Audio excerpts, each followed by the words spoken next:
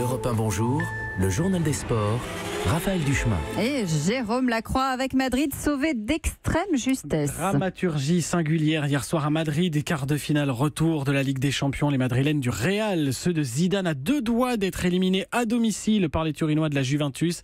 Ces derniers menaient 3-0 en Espagne, égalité sur l'ensemble des deux matchs quand, dans les arrêts de jeu, l'arbitre britannique accorde un pénalty, semble-t-il justifié au Castillan, transformé par Cristiano Ronaldo à la 97e minute, défaite 3-1. Oui, mais qualification sur l'ensemble des matchs aller-retour.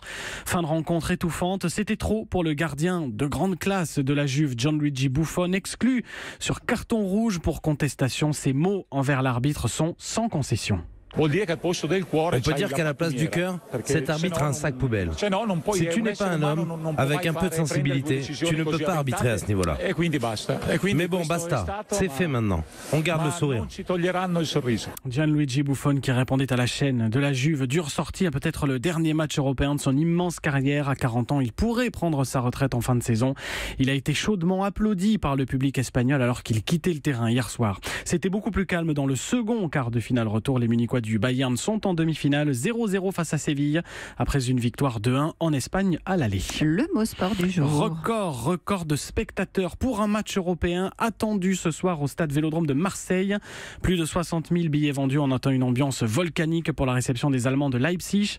Quart de finale retour de Ligue Europa, un petit but à remonter pour une demi-finale après la défaite 1-0 à l'aller. L'histoire du jour. Comment la Russie a acheté le biathlon. Titre choc d'une enquête du Monde qui révèle un rapport confidentiel de l'Agence mondiale antidopage qui a ouvert une enquête.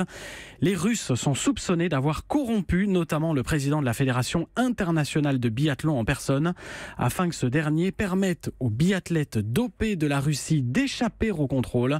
Cela couvrirait au moins 10 ans de compétition sportive, dont 3 Jeux olympiques d'hiver.